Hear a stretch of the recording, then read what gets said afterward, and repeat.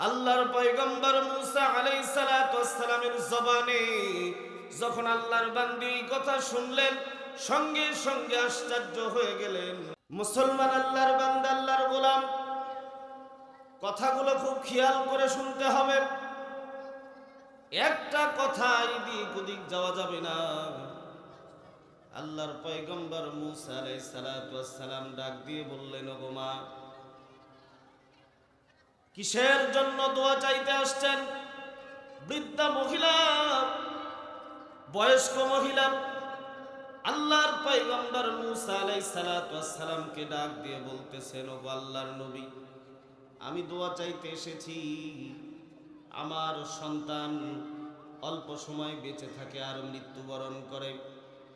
আমার সন্তান অকালে মৃত্যু হয়, সময় না হতেই মৃত্যুবরণ করে। এই জন্য আমি আপনার কাছে এসেছি দোয়া চাইতে, আমার সন্তান যেন অকালে মৃত্যু না হয়। আল্লাহর নবী মুসা আলাইহিস সালাতু ওয়াস সালাম আল্লাহর বান্দীকে ডাক দিয়ে বললেন, ওগো আল্লাহর বান্দী, আপনার সন্তান কয়দিন পর পর মৃত্যুবরণ করে? কতদিন পর মৃত্যুবরণ করে? আল্লাহর বান্দী ডাক দিয়ে বলতেছেন, ওগো আল্লাহর নবী, আল্লাহর পয়গম্বর মুসা, আমার কোন সন্তান 100 বছর পর মৃত্যুবরণ করে, আমার কোন সন্তান 200 বছর পর মৃত্যুবরণ করে, আমার কোন সন্তান 300 বছর পর্যন্ত বেঁচে থাকার পরে মৃত্যুবরণ করে। আল্লাহর বান্দী যখন এই কথা বললেন, সঙ্গে সঙ্গে আল্লাহর পয়গম্বর মুসা আলাইহিস সালাতু ওয়াস সালাম একটা মুস্কি হাসি দিয়ে দিলেন।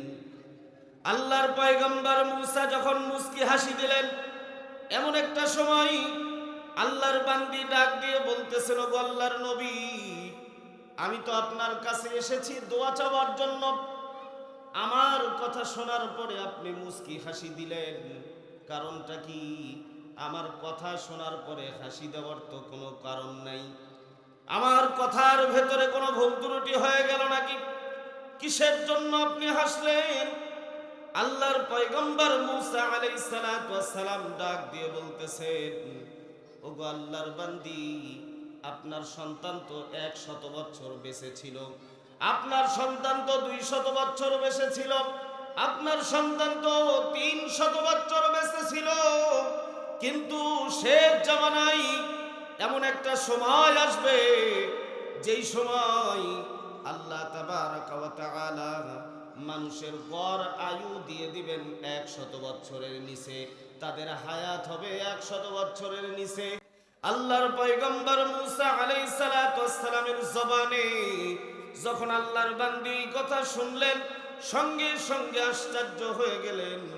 আশ্চর্য হয়ে যাওয়ার পরে আল্লাহর পয়গম্বর মুসা আলাইহিস সালাতু ওয়াস সালামকে ডাক দিয়ে বললেন, তারা যদি 100 বছরের নিচে হায়াত পায়, তারা কি বাড়ি ঘর করবে, ব্যবসা বাণিজ্য করবে, তারা কি ধন সম্পদ উপার্জন করার জন্য চেষ্টা করবে?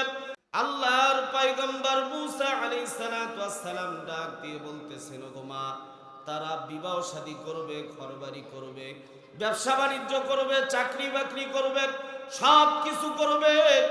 100 বছর হায়াতের নিচে তাদের হায়াত থাকবে। আল্লাহর বান্দী কি চমৎকার জবাব দিয়ে দিলেন, ওগো আল্লাহর পয়গম্বর মুসা, যদি আল্লাহ তাবারাকা ওয়া তাআলা আমি আল্লাহর বান্দীকে 100 বছরের নিচে হায়াত দিত, আমি বাড়ি ঘরের চিন্তা করতাম না, চাকরি বাকরির চিন্তা করতাম না, ব্যবসা বাণিজ্যর চিন্তা করতাম না, অট্টালিকা ধন সম্পদের চিন্তা করতাম না। আল্লাহর কুদরতি কদমে একটা সিজদা লাগাইতাম, এক সিজদায় এইরকম 100 বছর আমি আল্লাহর বান্দি পার করে দিতাম। জোরে বলেন সুবহানাল্লাহ। মুসলমান আল্লাহর বান্দা কি চমৎকার কথা বলেছেন। তাদের হায়াত ছিল বেশি, যার কারণে তাদের চিন্তা চেতনা ভিন্ন ছিল। কিন্তু আপনার আমার হায়াতে জিন্দেগি দিয়েছে আল্লাহ তাবারাকা ওয়া তাআলা খুব অল্প সময়। এই অল্প সময়ের ভিতরে সব কিছু করতে হবে। ঘর বাড়ি করতে হবে, ব্যবসা বাণিজ্য, চাকরি বাকরি, সন্তান আদি মানুষ করতে হবে। পাশাপাশি মূল টার্গেট নিতে হবে আপনাকে আমাকে, এই দুনিয়ার ভেতর থেকে যেহেতু আমাকে বিদায় নিতে হবে, এই দুনিয়ার থেকে যেহেতু আপনাকে আমাকে যেতেই হবে, ওই কবর জগৎ আমার জন্য অপেক্ষামান, হাসরের ময়দান যেহেতু আপনার আমার জন্য অপেক্ষামান, আল্লাহ তাবারক ওয়া তাআলা যেহেতু বিচারক হবেন, তিনি জান্নাত জাহান্নামের মালিক, তিনি আমাকে জান্নাত দেবেন, তিনি আমার অপরাধের কারণে জাহান্নামে নিক্ষেপ করবেন। অতএব সমস্ত কিছুর মধ্যে মূল টার্গেট এবং মূল লক্ষ্য বস্তু থাকতে হবে এই দুনিয়ার ভেতরে থেকে কিভাবে আমার রব আল্লাহকে সন্তুষ্ট করা যায়। কথা কোন ঠিক কিনা?